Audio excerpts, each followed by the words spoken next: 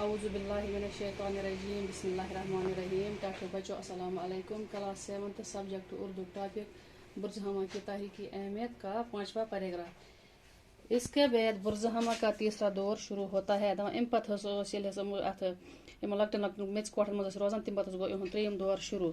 اس دور میں لوگوں کا رہن سہن اس کے قدرے بہتر ہے. ام پتہ لوکن ہند وتھن بہن رہن سہن ونان زندگی گزارن طریقہ طریقہ پتہ یہ ہم نش بہتر. وہ پتھر یا اینٹ سے بنے چھوٹے گھروں میں رہتے تھے. ام پتہ لگا تریم دور مز یا کئیوں ہند مکان یا سیرن ہند لکٹ لکٹ مکان.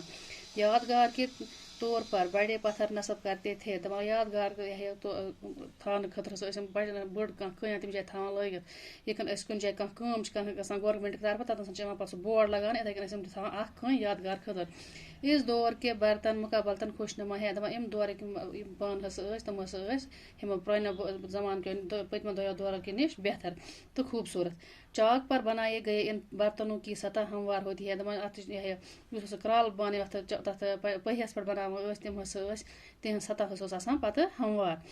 برزہما کے قدیم باشندے سنگ تراشی کے فن میں بھی کچھ مہارت رکھتے تھے. برزہما کے پران روزن والے لوک تم سنگ تراشی ونان کئی کھنس مز تھی وچان آز حمام کن یا ماز دگنے یا کاج کھانا چیز کنو کہیں گڑت تو یہ ات مز مہارت تھوان. اس کا اندازہ اس پتھر سے ہوتا ہے جو وہاں تالاب میں لگا ہوا ہے. امیک اندازہ لوگ تم کہیں ست اکس تالابس مز لگت.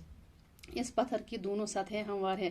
ات کئی ہند دونوے طرف پلین ہموار کرت. ایک سطح پر ہرن کے شکار کا منظر کندہ کیا ہوا ہے.